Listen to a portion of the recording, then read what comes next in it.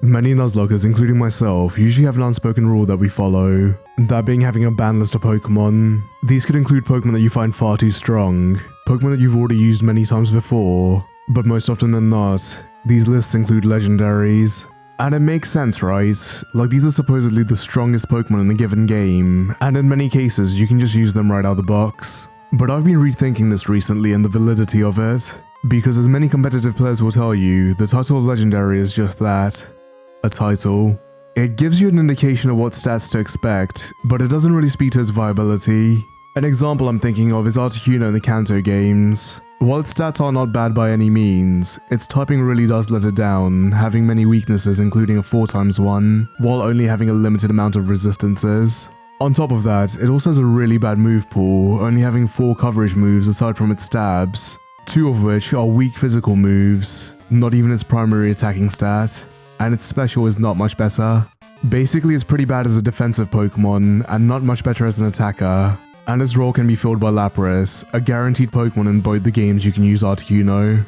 While Lapras' stats are worse, with its typing and HP, it's arguably a better defensive Pokémon, and the only difference between its attacking stats is that it has 10 fewer points in special than Articuno, which is pretty much negligible. Top that off with a pretty decent move pool with attacks that actually have a decent damage output. I'd personally argue that Lapras is a far better Pokémon than Articuno. And I don't ever see anyone banning Lapras in their runs, because there really is no need to. As a disclaimer, I'm not saying any of the legendaries are bad or anything, aside from a couple, just that I'm rethinking whether they all should really be banned in the first place. And then I realized it's been years since I've actually used legendaries in any of my runs, and I don't actually know too much about them individually. So how about I do a hardcore Nuzlocke, but only using legendaries? You already know the rules of a hardcore Nuzlocke, so they're on the screen to read at your own pace, but the rule we'll be adding this time is that we're only allowed to use legendary Pokémon introduced in the region that we're playing. Time to see if they're really worthy of being banned.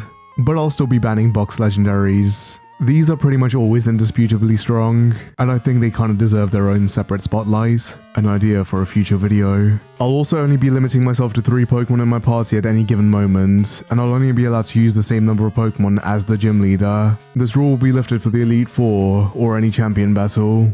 And the way I'll handle my encounters is that after my starter, I'll roll for a new Pokemon after every 3 gym badges out of the remaining legendaries, with me getting a final one after getting the final badge, if there are any left. I've been talking long enough, let's just jump in.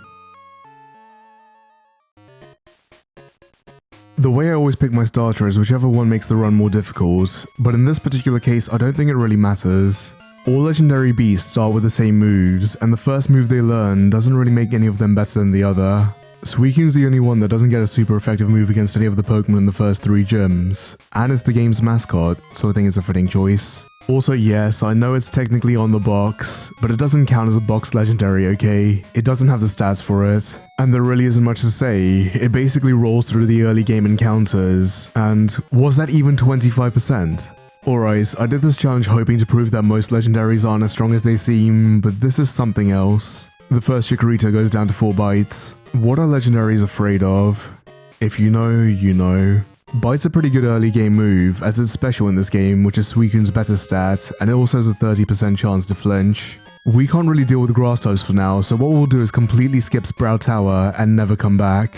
You just straight up don't have to do it in this game. So on to Falconer, Bite flinches Pidgey, and the next one brings out Pidgeotto. If they were going to have a legal Pokemon, why didn't they just give him the Noctowl line? Pidgeotto usually opts to use Mud Slap, which lowers accuracy, which could be a problem, and then Suicune proceeds to get 3 flinches in a row. I mean, look, it's not like Pidgeotto would have been able to do anything to us anyway. Before moving on to the next gym, Suicune learns its first stab move, and it gets Bubble Beam. Turns out I was looking at the wrong learn pool list, and in Crystal they changed it from Water Gun. Entei and Raikou did not get this treatment, still having Ember and Thundershock as their first moves, so I guess you could technically make the argument that they're harder to use. I wonder why they got the short end of the stick. This game includes both Flame Wheel and Spark, moves that do a similar amount of damage as Bubble Beam. Poor Entei and Raikou. And if you couldn't tell, nothing really happens until Bugsy. Mesopod goes down to Bubble Beam, Kakuna goes down to Bubble Beam, but Scyther seems to be a 3-shot, and can do absolutely nothing to Suicune.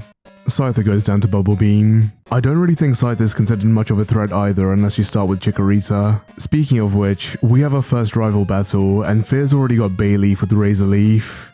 This could be a problem. Ghastly goes down to a single bite, but Bayleaf's already out. I'll go for a bite, hoping to flinch, and it doesn't. Bayleaf goes for a Razor Leaf turn 1, and Suicune seems to take it pretty well, though it is obvious that we need at least one flinch as Bayleaf is doing more damage than us. Go for one more bite, and it doesn't get the flinch, and we still haven't done even half. Bayleaf hits another Razor Leaf, but Suicune looks like it could survive just one more, unless it crits. And we have lost our first run to a stage 2 starter Pokemon. That was a bit unexpected. I knew I had a disadvantage, but I wasn't expecting it to go that bad. Well, it doesn't take too long to get back here, so let's just hop into my second attempt. Ghastly still goes down to a bite, and Bayleaf's back out. Bite still isn't doing much, but then Bayleaf goes for a poison powder, which misses. Then Bite flinches, one more bite, and Razor Leaf comes out, and doesn't crit.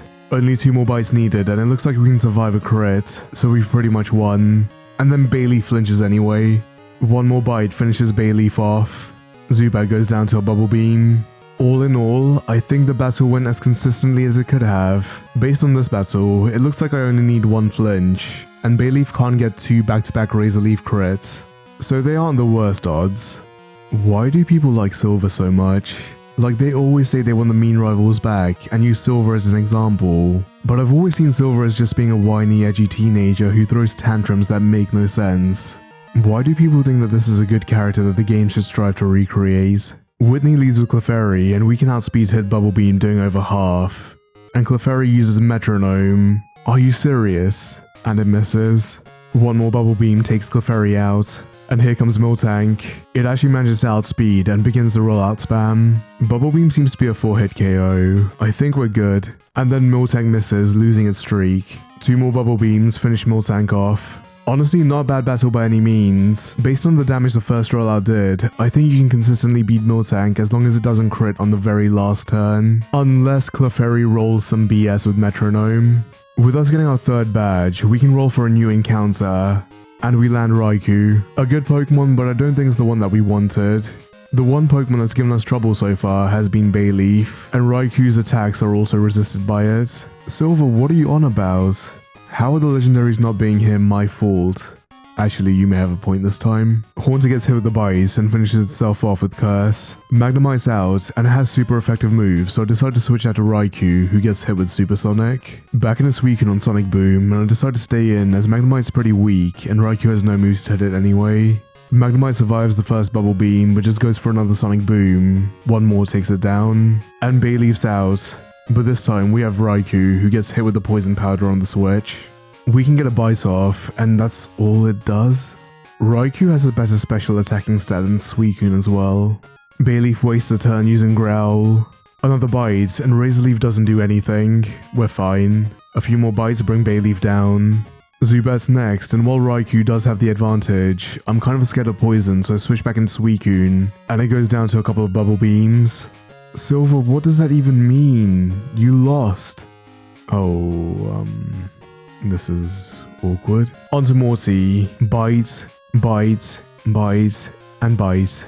4th badge. Alright, Gengar could have been a bit scary, and I could have really gotten screwed over by Hypnosis. You can prepare for this by heading left of Route 39 to pick up a Mint Berry, which I really should have done, but otherwise a pretty easy battle with Bite. So now with the 4th badge, we can head to the dance theatre and fight the Kimono Girls. I can never remember who has what evolution in this game, but all of them are far below our current levels. And by doing this, we can unlock a little HM that will absolutely break one of our Pokemon, that being Surf. Now, unlike both Entei and Raikou, who are stuck with base 40 power stab moves until after the Elite Four, Suicune not only gets a stronger stab move early on, but also gets a 90 base power stab move right after getting the 3rd badge.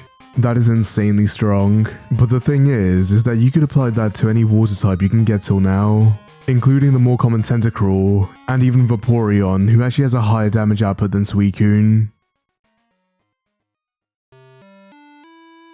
So now we have a couple of different options. While you could do the next gyms in any order, we're following level caps, so it makes sense to do Chuck first, but we actually head to Mahogany Town. The reason being that for some reason the next two level caps have a difference of 1, and to battle Price, we have to put down a sick Gyarados and entertain this game's idea of a story. There is absolutely no challenge during this section at all regardless of what your encounters are. We're fighting level 18 Pokemon after we've gotten the 4th badge, but what doing this section does is give us unwanted XP. By getting this egregious portion out of the way first, we reduce the risk of overleveling our Pokemon after Chuck. Now Chuck could be a bit of a problem. Primeape's easy enough going down to Surf, while all it does is leer at us, but out comes Poliwrath, and this thing could screw us over. It has 2 powerful stab moves, Surf and Dynamic Punch.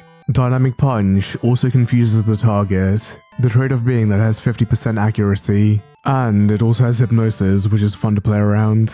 Unfortunately, Suicune doesn't have a move to hit Poliwrath, and while Raikou has electric moves, it takes significant damage from both of Poliwrath's moves. On the switch to Raikou, we managed to dodge the Dynamic Punch, allowing us to get off a safe Thunder Shock, and it doesn't even do half, and then Raikou gets hit with the Hypnosis. I really should have gotten those mint berries. Poliwrath uses Mind Reader as Raikou stays asleep, so switching to Suicune as we dodge another Dynamic Punch. Expecting Hypnosis, I switch back into Raikou, and it dodges another Dynamic Punch. Raikou stays asleep, and Poliwrath uses Mind Reader yet again, so into Suicune. And we dodge another Dynamic Punch. That's like a 1 in 16 chance. To be fair, that's like being paralyzed 2 turns in a row, which has happened plenty of times. But let me be hype. Back into Raikou on Mind Reader, and I decide to stay in. Poliwrath finally hitting his long-awaited Dynamic Punch, but unfortunately for him, that was his last one. So we can bring Suicune back out and start spamming Surf until it gets put to sleep. Back into Raikou on Mind Reader, and how is it still asleep? Surf puts Raikou into crit range, but we really need to start doing damage, and Raikou's been asleep for 4 turns, so I stay in. And what was I expecting? Poliwrath doesn't get the crit. Back into Suicune, and you can see that this is where I start losing my patience as I activate Speed Up. And even Suicune stays asleep for all 5 turns. We've somehow gotten into crit range from Poliwrath Surf on Suicune. Suicune finally wakes up hitting Surf, and it looks like we just need one more. And Poliwrath doesn't get the crit. Also, looking back, I don't think we're actually in crit range. A final Surf earns us the 5th badge. I honestly don't know if I was lucky or unlucky that battle. We did dodge 4 Dynamic Punches, but Poliwrath hit both Hypnosis, and both of my Pokemon stayed asleep for all 5 turns. I could have certainly prepared better, but I think we just got really bad luck overall. But we can move right on to Price with none of our legendaries overleveled, and he is an absolute joke as always. Raikou can deal with both Seal and Dugong, and Suicune one-shots Piloswine with Surf. Funnily enough, none of Price's Pokemon have coverage moves besides Ice and Normal. Not even for their secondary types. And with 6 badges, we can get our final legendary beast, Entei. You would have thought that now's the best time to get it since the next gym's Steel, right? Well, with the only fire move it has being Ember, it doesn't even one-shot Magnemite. Suicune Surf Spam is a far better strategy. I'm not even going to entertain this portion of the game. To this day, I maintain the opinion that this is the worst section in any mainline Pokemon game. Without Speed Up, it's so unnecessarily long. The battles are ridiculously easy for how far we are in the game, and Team Rocket are easily the most boring generic evil team. Okay, I did risk a 1 in 4 chance on Weezing using Self-Destruct, but I'm sure it wouldn't have killed without a crit. They don't even improve it in the remakes, just giving us extra characters that we don't care about. At least we have a rival battle. Golbat goes down to a couple of Thunder Shocks. Magnemite gets taken out by Ember. Haunter gets hit with Bite and then realizes that this cruel world is not worth living in. Oh god, what did they do to my poor Flower Dino boy? That's all Ember does? I have to switch back into Raikou to kill it with Bite. They did Sneasel so dirty in these games. Both of his stabs are special and he's a physical attacker. Not that his physical attacks are much better either. Anyway, point being that it can't do anything to us. Hey, at least the battle required me to actually switch out Pokemon. I'll take it. I don't know, we hear some radio signals as it's time that Johto gets acclimated to the modern world and instead rub their brains using Twitter instead. Awesome joke about 5G towers. Actually, I'll use that joke in my next Johto video. Oh, this is awkward. And we can move on to Claire. Now, all criticisms aside, this battle can be legitimately terrifying, especially coming off the gameplay we've had so far. She has 3 Dragonair, all with 90 base power elemental moves, Surf, Thunderbolt, and Ice Beam, with all of them having Thunder Wave, which they all love to use. And then after we finally take them all out, in the back there is a different monster lurking. Kingdra with Stab Surf, Dragon Breath, and Hyper Beam. And we only have 3 Pokemon, 2 of which still have their 40 base power stab moves. At level 40, well, all hope is not lost, as when Suicune levels up to level 41, it gets Aurora Beam, a nice type move that will at least be super effective against the Dragonair. And then I realized I was looking at the wrong level cap, and it is indeed 40. Onto the battle. The first Dragonair has Surf, but I actually decided to lead with Raikou as I wanted to preserve Suicune's health. My strategy is a simple one, use Bite and hope for flinches. We actually get the turn 1 flinch, but Dragonair gets to move the next turn, missing Thunder Wave. The third Bite is indeed enough to finish Dragonair off. That is probably the best these few turns could have gone. As you can see, I trained Raikou until it was just about to level up, and Dragonair gives us enough XP to level up to level 41. Not that Spark really helps us. Next up is the second Dragonair, and I think it's safe to assume that this is the Ice Beam one, but Raikou's still at full health, so why risk it? Unfortunately, no flinch on the next bite, and Thunder Wave hits.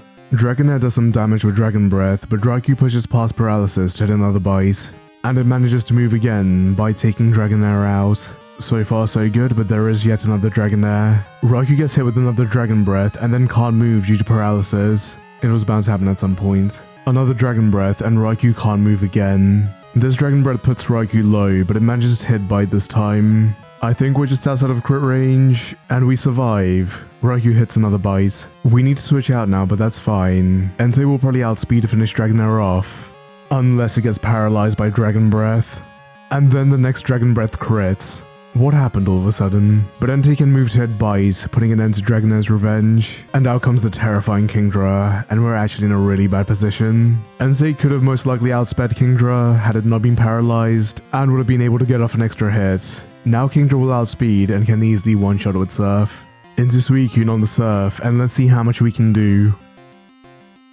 And then Suicune gets hit with Smokescreen. I don't really want to deal with accuracy drop, so I switch into Entei. As Kingdra uses Hyper Beam, not getting the crit. Wait, we might actually have a chance. Kingdra needs to recharge. God damn it, Entei. I was trying to use Mud Slap. Back into Suicune, and look, I'd like to tell you that Suicune's got this, but with the accuracy drops, the low damage output, and Kingdra's Hyper Beams, it's not looking too good. Until Kingdra uses Hyper Beam right after being put into heal range, meaning because of the recharge, she won't be able to. So a final bite can end Kingdra. No. And then Bite misses and Hyper Beam crits. Of course this would happen. Entei can't outspeed and goes down to Surf. Raikou can't outspeed, and I don't even want to watch the animation. And we have lost our second run. I'm genuinely in shock that the attempt counter is anything but 1. Alright, look, I knew that battle was going to be difficult, but there were ways to play around all this, and I was just too lazy to do all the necessary setup, because I thought I was using Legendaries. Rarely have I ever had to actually prepare for any Johto battles, and surely they should be even easier with Legendaries. The first mistake was not using berries. I somehow completely forgot about them for the entire run after my starter raid is Oran Berry. Those would have been life-saving, but there were other less obvious things I could have done. But we're getting ahead of ourselves. Let's at least get back to where we were.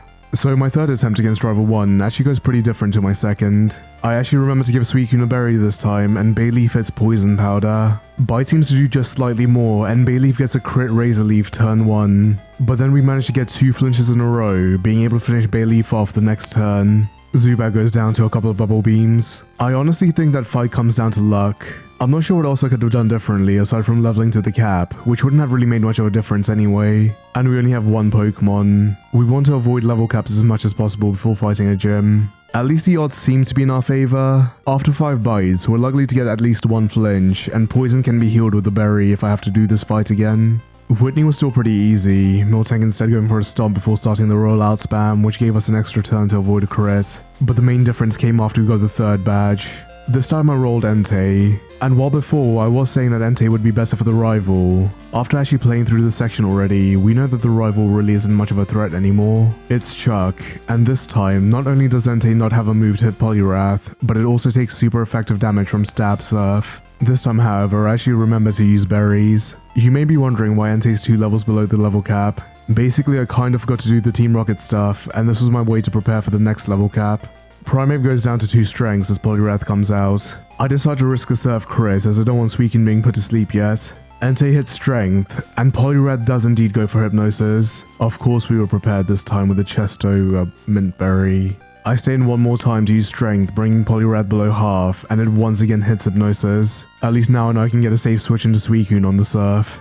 Suicune uses Surf as Poliwrath misses Dynamic Punch, and we can finish it off with the final Surf, with my patented pointless crit.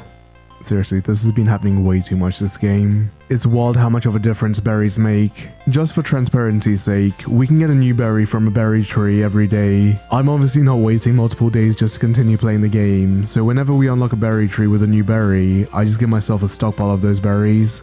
Strangely enough, our next difficult fight is actually Gyarados in the Lake of Rage. I wasn't even considering this battle, but without Raikou to use Thunder Shock, we have to rely on Bites, which do special damage, which Gyarados is pretty bulky against, and also has Dragon Rage, which does 40 damage every turn. I very nearly lost Suicune. Only in Johto am I more afraid of wild Pokemon than actual trainers. This part again. While the game wastes my time, please allow me to waste your time as I wanted to give you all a massive thank you for the reception of my last video. Despite the delay, it still became one of my most viewed videos, and I think in the first 3 days, I went up by over 100 subscribers. That's insane growth that my channel has not seen before, and I am very grateful to you all, my new and returning subscribers. Turns out I learned that one little trick that doctors don't want you to know, and that is to actually ask people to like, comment and subscribe. So I'm once again asking you, my dear viewers, for your subscription or support so that one day we too can monetize. Oh look, we're back. This time I actually go out of my way to make a few preparations. While in the ice cave, I make sure to pick up this TM for rest, and make sure we grab a mint berry. One thing we're worried about is the longevity of our Pokemon, as we only have 3, and this will give us at least 1 free heal at any point during the fight. We'll give this to Suicune, but the other component we're worried about is far more important, that being Paralysis. All the Dragonair have Thunder Wave, and with none of our moves being able to 1 or 2 shot, it's inevitable that we'll get paralyzed as the AI love spamming these moves. And this makes us lose possibly the one advantage we do have, speed. As you saw with my last run, even after losing a Pokemon, switching into a new one didn't matter as we got outsped and picked off by Surf, and being able to get that extra turn in could make all the difference. On top of that, we really want to keep that 30% flinch chance, as with how many bites we need to hit, a 30% roll is not rare at all. So what's the solution? Well, the obvious answer would be cherry, Priz Cure berries, right? Well sure, we'll be able to heal 1 case of paralysis, but what do you think Dragonair will do the next turn? The AI really loves status moves. No, my solution is slightly more convoluted, because there is in fact a way to prevent paralysis entirely. The first step is flying back to Azalea Town and waiting until the day. Next we head into Ilex Forest and run around until we get ambushed by Weedle. And this puny Weedle before us is the savior of our legendary only run, because what we're about to do is poison all of our Pokemon. Can't get status if we already are. Weedle only has Poison Sting as an attacking move, so we can safely switch in and out until all of our legendary beasts contract the consumption. I actually choose not to poison Entei, as he could probably be used to outspeed and clean up without risking Thunder Wave. I'm not so cruel that I'd poison a Pokemon for no reason. Back to Blackthorn City, we teach Rest to Suicune, give it a Mint Berry, heal up our Pokemon's HP, and time for round 2. Our first bite doesn't flinch, and since we're status, Dragonair opts to use a damaging move going for Slam. I don't think I've ever seen these Dragonair use Slam before, but the next turn we do indeed get our flinch, and Dragonair gets bitten. Our strategy remains the exact same for the next Dragonair, but as Raikou's health starts to get low, we get a critical bite, putting an early end to the second Dragonair. That was actually massive, as had Dragonair crit, Poison could have finished Raikou off, and with the way the Gen 2 mechanics work, this means that we don't even take poison damage this turn. I bring Suicune out to continue the bite spam, managing to get a flinch turn 1 and then a crit the next. How are we actually getting useful crits for a change? Maybe the game felt sorry for me for having to play through it twice. I should know that Surf does more, but I wanted the flinch chances. Now I could finish Dragonair off, but I decide to switch into Entei as Dragonair uses Dragon Breath. Entei finishes Dragonair off with Strength. Kingdra comes out, and the reason I switched into Entei is because A, I wanted the level up, and B, it's best to get off as much damage as possible on Kingdra, so that we can make the most of Rest on Suicune, especially because Claire has a Hyper Potion and switching into Entei later would be difficult. Strength is also our strongest attacking move. This, however, forces us to risk a Surf crit, which we survive, into Suicune who takes poison damage, and then the Surf. It looks close, but we weren't in crit range. And now what we can do is rest, healing both our HP and our poison. And Kingdra doesn't have a single move to status us. Kingdra lets out a Hyper Beam, and Minberry wakes Suicune. And now we use our tried and tested Bite Spam, getting an unwanted flinch on the first turn as Kingdra would have needed to recharge anyway. And as our Bite puts Kingdra into heal range, it once again shoots out a Hyper Beam, forcing it to recharge again the next turn, not getting a chance to heal. So our final Bite finishes Kingdra off. For real this time. And we have gotten all of the badges in Johto. I'll at least give that to the Johto games. Claire is usually a pretty difficult battle, but we're using Legendaries, and I'll be honest, so far they've been pretty underwhelming. Like, they're strong, sure, but most of what they've done so far could be accomplished by regular Pokemon. It's not like having them has really given me the upper hand since we got to the latter half of the game. I think Suicune's the one exception thanks to Stab Surf and Amazing Bulk, but the other two... However, with the 8th and final badge, we do in fact get access to another legendary, Celebi. Kind of a last minute decision, but I figured when else am I going to use her? And let's be honest, considering we have a limited number of Pokemon for the Elite Four, and based on the Legendaries' performance so far, I think we'll need it. There really isn't much that happens from now until the League, but we do have a final rival battle. I keep Celebi boxed for now as we're only allowed 3 Pokemon. Sneasel goes down to a couple of Embers, Golbat goes down to a Spark, Magneton goes down to a couple of Embers. Shadow Ball's animation is oddly hilarious to me. Suicune uses a Bite, and Haunter, we really gotta talk about this. Meganium goes down to a few Embers, Kadabra goes down to a Bite. Yup, that easy. I don't really think this battle was ever considered to be difficult. It's weird that he has 2 Pokemon that could have been really powerful evolved Pokemon by now. Like, we're not in the mid-game, this is literally right before the League, and the levels are lower than the red and blue mid-game rival battle itself. Aside from leveling up, there really aren't that many preparations we can do at this point. I set the level cap based on the average of all the Elite Four's aces including the champion and round that number down. The 3 beasts have already gotten all the moves they can for the level cap, and Celebi, funnily enough, cannot learn a single stab move by level up. In fact, it doesn't even get grass moves unless you use TMs, and the only one you get pre-League is Solar Beam. So our only stab move on Celebi will be Confusion. Amazing. I do at least give a Shadow Ball. My plan for Will is really simple. Xatu goes down to Shadow Ball, Jinx goes down to Shadow Ball. The second Xatu actually survives the first one and gets off Confuse Ray. I switch into Raikou as Will heals, and Xatu gets electrocuted by Spark. Back into Celebi for Exeggutor, and it goes down to a couple of Shadow Balls. Also, Egg Bomb's animation is adorable. Slowbro goes down to a couple of Shadow Balls. It's funny how Will shares 2 Pokemon with Lorelei. How did Koga of all people get promoted? Now Celebi is 4 times weak against Bug, but the only attacking move Ariados has is Giga Drain. A critical Confusion gets the one shot. I don't really think Ariados would have really done anything. Venomoth 2 has no Bug moves. It goes down to a Confusion and then an Ancient Power. No Omni boost for me. I switch out to Entei for Fortress as it sets up a layer of spikes and then gets melted by a single Ember. Muk can be really annoying as it has an evasion boosting move, so I stay in with Entei to try and flinch with Bite. It works on the first turn, it works on the second turn, but the third turn is when Muk finally gets to use Minimize.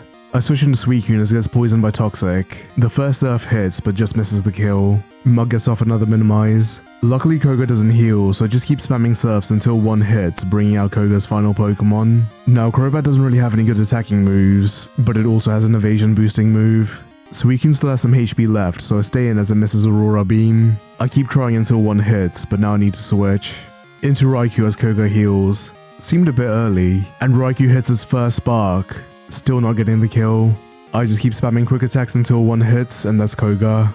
Evasion spam could really screw you over. Unfortunately, I forgot to teach Swift to one of my Pokemon, which always hits. Should I even bother narrating Bruno? I'll lead with Suicune to get off a surf as Hitmontop starts to dig its own grave. Into Celebi to take the attack, and Hitmontop goes down to Confusion. Hitmonchan has both Fire Punch and Ice Punch, but in this game they are special moves. And Hitmonchan has a special of 35, that's less than Spinarak.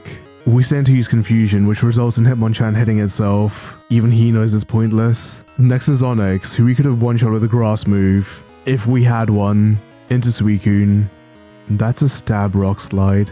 Surf washes it away. Hitmonlee gets swept away by 2 surfs. I'll admit, my hubris caught up to me as I stand to use Surf on Machamp, not even doing half, as Cross Chop hits, which crits, leaving Suicune on just 1 HP. That was such an unnecessary risk, and I'm most certain that was a roll. Oops. Into Celebi, and Bruno does heal, but Celebi outspeeds the 2-shot with Confusion. Of all things, Bruno's reputation was almost going to be my downfall. Karen starts off with Umbreon, and this thing is actually pretty terrifying for us. Umbreon is really bulky, and we have no moves to hit it for super effective damage. Not only that, but it also has Confuse Ray and Sand Attack to lower our accuracy, and worse yet, it has Mean Look to trap us, meaning we can't remove these stat drops. We need to get rid of it as soon as possible.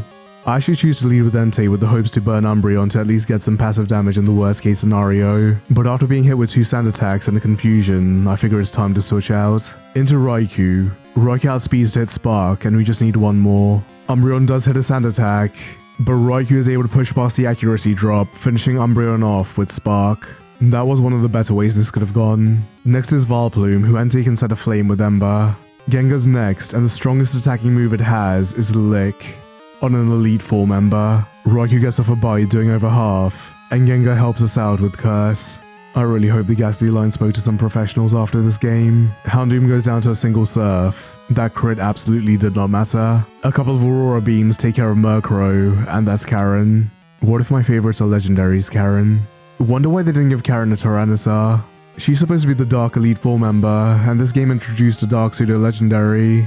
Also it would mirror Lance from Gen 1. I genuinely think the closest we've come to losing a Pokemon was Bruno's Machamp throughout the entire league. That's Bruno's one and only accomplishment, and I hope he cherishes it. Onto Lance. Gyarados gets electrocuted by Spark. That crit absolutely did not matter. And we're onto the first Dragonite. This one has either Blizzard or Thunder. I think it's safe to assume Blizzard, but I decided not to risk a switch just yet. Spark does about a third as Dragonite misses Thunder Wave. Another Spark, and this time Thunder Wave does indeed hit. But of course, we were prepared. Another Spark, and that's the first Dragonite down. Oh. And then Dragonite uses Hyper Beam. I was absolutely in crit range, but this means that Lance can't heal, and Dragonite finally goes down to Spark. We're onto the next Dragonite, and this is kind of annoying since we never found out what move that last one had. Raikou needs to switch out, so I decide to risk it and bring out Suicune on the Hyper Beam.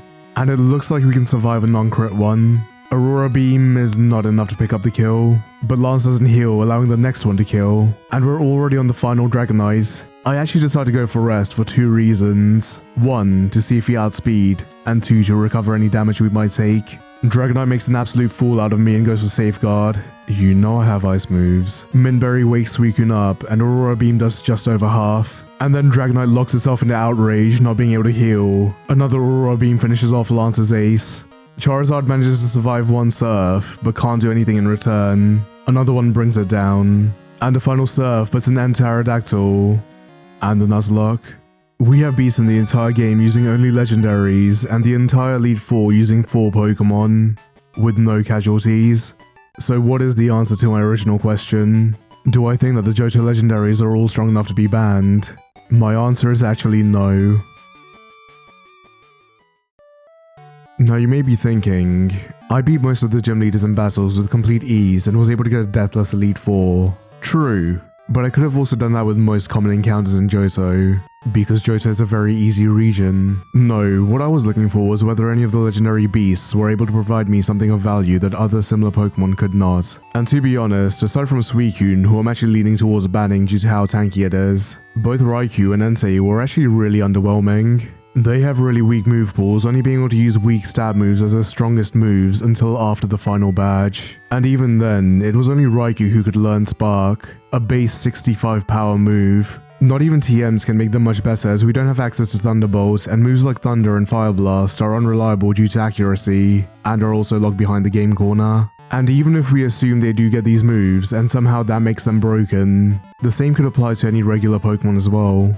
Remember, if we're playing with level caps, we can't even use these Pokemon until after the 7th gym, when you would already have better alternatives. In fact, let's compare these beasts to some very obvious examples. The Evolutions, Pokemon who you are guaranteed to get in the Johto run. Jolteon has a very similar move pool to Raikou, but is faster and only has 5 points lower in special attack, which is more or less negligible. It has a lower attack, but you wouldn't really be using it for physical moves, and lower bulk, but this is a game where hardly any Pokemon hit you hard. Like, you wouldn't have Jolteon out against a Pokemon that can't at the very least 2-shot. And if bulk is the issue, you have Ampharos, who has a similar bulk with the exact same damage output, with the trade-off being speed. It can even get Thunder Punch really early on. And then we have Entei. Honestly, Entei was pretty bad. It has lower attacking stats than Flareon, who's notoriously bad, and even has a similar move pool. It has better bulk and speed, sure, but again, like Raikou, these stats aren't really too important in these games. It's not like you'll be staying in on a water or ground type anyway. If bulk and speed is what you want, you even have Arcanine, who isn't that rare in this game and also gets access to similar moves, also having a stronger special attack and similar physical stats. The only reason Entei was used so much was because it covered Suicune and Raikou's grass weakness, but if I didn't have the limitations I set, I would have most certainly preferred a different Pokemon to handle this. Basically anything that Entei and Raikou can do, there are alternatives which can do something similar while also being more common and available earlier.